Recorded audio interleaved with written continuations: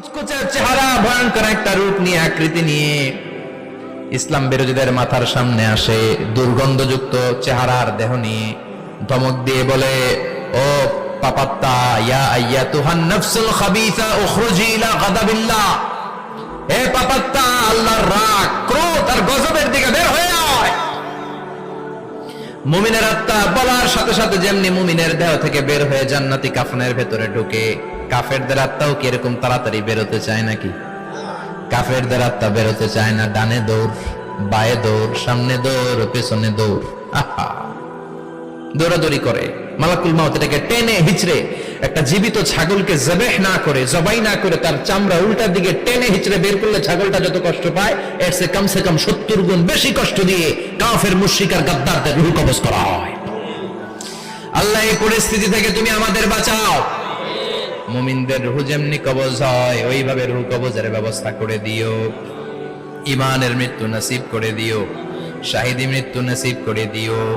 আমাকে শহীদ করে সেই মিছিলে শামিল করে নিও, যে মিছিলের নেতা মীর হামজা খুবাইবে খাব্বাব, আল্লাহর কাছে ছিল অতি প্রিয়, শামিল করে নিও। আমাকে শহীদ করে সেই মিছিলে শামিল করে নিও। পড়েন আমিন, আর জোরে পড়েন আমিন। তার যে যেখানেই মারা যায়, কবরের 3টা প্রশ্ন তার জন্য আছে না নাই?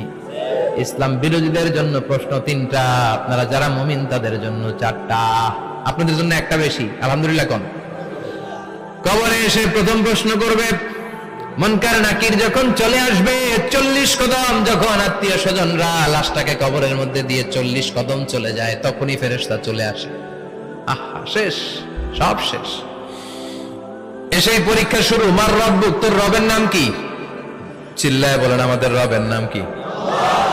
আমরা বলবো রব্বি আল্লাহ, আল্লাহ আমারে রব। দমে দমে তনু মনে তারি অনুভব। পড়েন, আল্লাহ আমারে রব।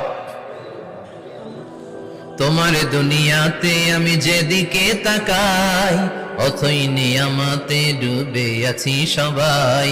পাখ পাখালির গানে শুনি তসবিহ কলো রব, তসবিহ কলো রব, আল্লাহ আমারে রব। প্রথম প্রশ্ন, তোমার রব কে? আমরা বলবো আমাদের রব আল্লাহ। দ্বিতীয় প্রশ্ন, ওমা দীনুক, তোমার ধর্মের নাম কি? আমরা কি বলবো? তৃতীয় প্রশ্ন, বিশ্বনবীর চেহারা দেখিয়ে বলা হবে, আতারিফু হাদার রাজুল, এই লোকটারে চিনো নাকি? আমরা বলবো চিনি, আমাদের প্রাণের নবী, ঠিক কি না?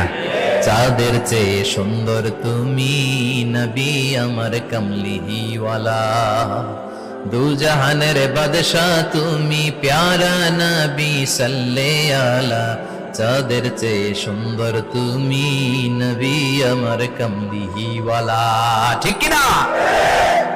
3টা প্রশ্নের যথাযথ উত্তর যখন দিয়ে দিলেন, আপনার জন্য অতিরিক্ত আরেকটা প্রশ্ন করা হবে, ওয়ামা ইলমুক, তোমার নলেজ কি?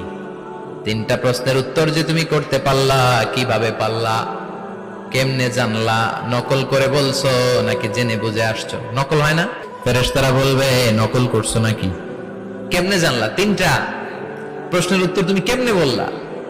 আল্লাহ তোমার রব, ইসলাম তোমার ধর্ম, এই লোকটা বিশ্বনবী, কেমনে চিনলা?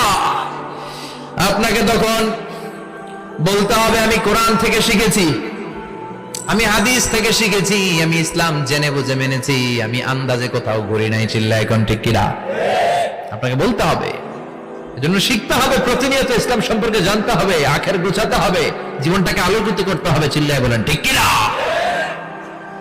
4টা প্রশ্নই যখন হয়ে গেল, ফেরেশতারা বলবে আহলান ওয়া সাহলান ওয়া মারহাবান বিক, খোশামদেদ, কংগ্রাচুলেশন, খোশামদেদ, কংগ্রাচুলেশন, সব প্রশ্নের উত্তর তুমি পেরেছো।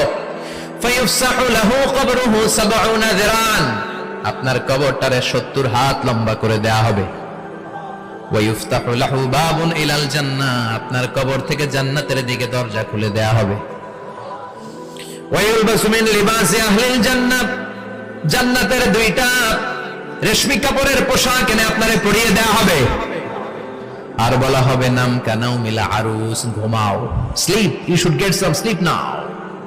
তোমাকে লম্বা সময় পরে দিতে হবে, ঘুমাও। কানাও মিলা আরুস, যেমনি বর বাসর রাতে আরামসে ঘুম দেয়, বাসর রাতে যেমনি বর কনেকে নিয়ে মধুর ঘুম দেয়, তুমিও ঘুমাও, কেউ তোমার ঘুম ভাঙবে না। মালাক ইসরাফিলের কিয়ামতের জন্য ইসরাফিলের সিংহায় যে ফুৎকার আছে, ওই ফুৎকার ছাড়া কোনো কিছুই তোমার ঘুম ভাঙাতে পারবে না। আলহামদুলিল্লাহ পড়েন। আল্লাহ আমরাও যেন 4টা প্রশ্নের উত্তর দিয়ে লম্বা একটা ঘুম দিতে পারি, পড়ে না আমিন।